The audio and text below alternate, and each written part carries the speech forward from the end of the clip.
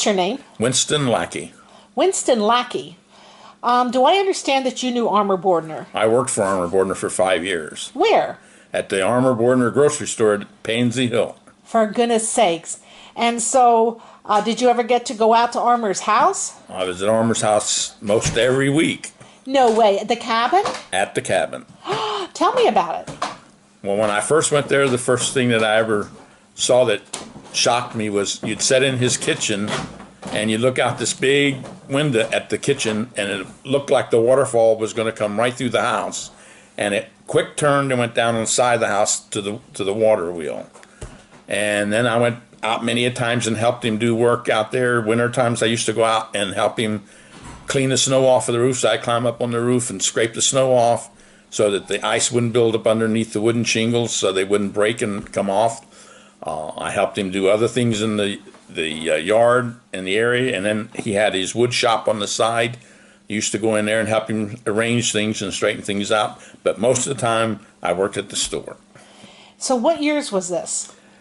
Well, I was working there from 64 to probably 67 or 68, right before we got married. Okay. And so did you meet his family? I knew his wife, and I met his daughter. That was the only people I'd ever met of the family. Okay. So did you ever have any fun while you were out there, or was it all work?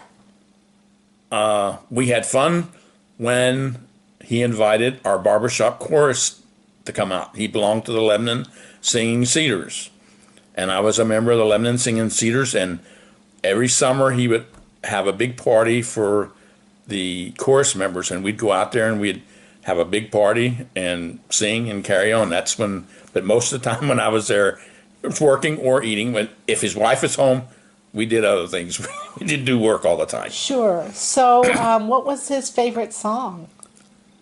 Sweet Adeline was one of the ones he liked to sing a lot. When he was in a quartet before I joined. But when I joined, he wasn't in a quartet no more. But I knew that was one of the songs he liked to sing. Well, in memory of him, can you sing a couple of bars? No, I can't sing a couple of bars. No, thank you. Oh, here I thought we'd have a really special one. Okay.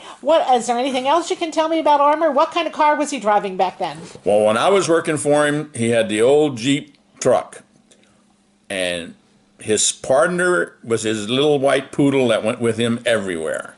The poodle sat up on the dash of the truck most of the time when he was driving. What was the poodle's name?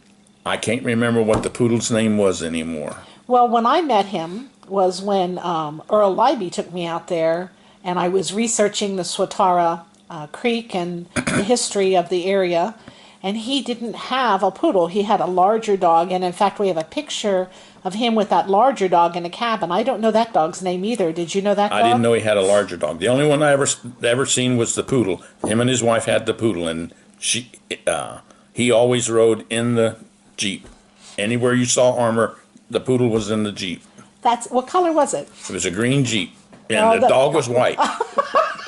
Most Jeeps are green back then. I'm just being sarcastic. It was a white poodle. Yep, a white poodle. Okay. Yep, and I remember she had a Corvette.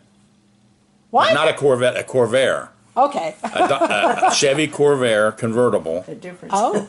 And she always, when she came to the store to get fuel and stuff, she always complaining about she smelled gas all the time. And Armar used to say to her, well, what do you expect? Your gas tank's in the front of your car and the motor's in the back. That's good. I didn't know she drove a Corvair convertible. She drove a Corvair convertible. That was her pride and joy. I mean, I cleaned it a couple times, washed it up for her. She was going someplace and it had to be clean. That was her pride and joy. Well, how old were you compared to Linda, their daughter? Well, 65, I was probably 16 or 17 when I was, no. What? You were 21. No, yeah, 21, I'm sorry. You said you almost got married. Yeah, 20, okay. yeah, 21, I'm just about 21. I'm trying to think my years. And so was Linda older or younger Linda than you? was older. She was, at the time she was married. Oh, okay. Because I remember taking groceries down to their house there in Cleona, whatever that street is that comes up over the bridge, Tunnel Hill Road, I guess. Mill Street or Center Street? Center Street. Mill Street comes Mill- up okay. comes up on the Tunnel Road. Okay. Yep, she lived right over down over the bridge there, and the house on the left on the corners where they were living at the time. The daughter. Yep, the daughter Okay, was. Linda. Armar, I knew Armar from being out there. Right. And my other thing with Armar was he was so against the state park. Every weekend, Armar and I would go out and we'd put flyers on people's porches, the mailboxes, car windows. We did that for 4 to 5 months every weekend, that he was against the park. And he was a vivid Isaac Walton League member. And Well, I do know that he fought eminent domain and won the right to live in his house until he died. he did tell me that. I met him one time. This is years later. I never knew he liked to shoot pool. And we were someplace, and he was in a pool tournament. And we got talking, and he told me, he said that, all the work we did all those years, he said, I finally got them to agree that they would not tear down the house. He told me they were going to make it the office. They were going to make it the office for the park. State park. I heard that too. Yeah, that's what he told me. Yeah.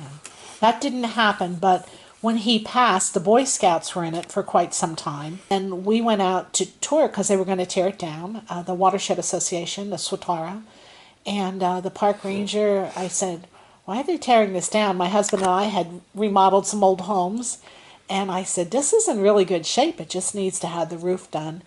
And so that started it, and we ended up getting a lease for 10 years. And the first thing we did was put new roofing on it. How every weekend they would be cutting down trees, and they'd cut trees in half, and he would be cleaning out the center of the trees so that they could stack them on top of each other to build this house. But she was always explaining to me how they built the house together and from ground up. Well, she stood by him the whole time when he built that house. Yep. She had to be a very patient woman. Yes. Yeah. Yep, she was. Very patient. So when you got married, you said that was about the time that you were at the store. Where did you get married? We got married in Jonestown, at the Jonestown Bible Church, and Armar and Peg, they were at our wedding, and I forget what they gave us, but it was a nice gift that they gave us. Okay. He was always nice to me. That's special. Well, if I remember right, I think I met you sometime before you put the roof on. At the time I was working at the Marristown elk shingle plant. Oh, yes. We came down there for the free shingles. And I told you about our company throwing shingles away and stuff. Yes. And you asked me Seconds. if they would give any, and I gave you the contact name of Pat, who was our plant manager, and he gave you, I think he said Forest Green Yes, roofing Forest shingles, Green. enough That's to it. do the house. Oh, And my what goodness. did she? You gave me the picture You give it to them. that to them, they gave it to me.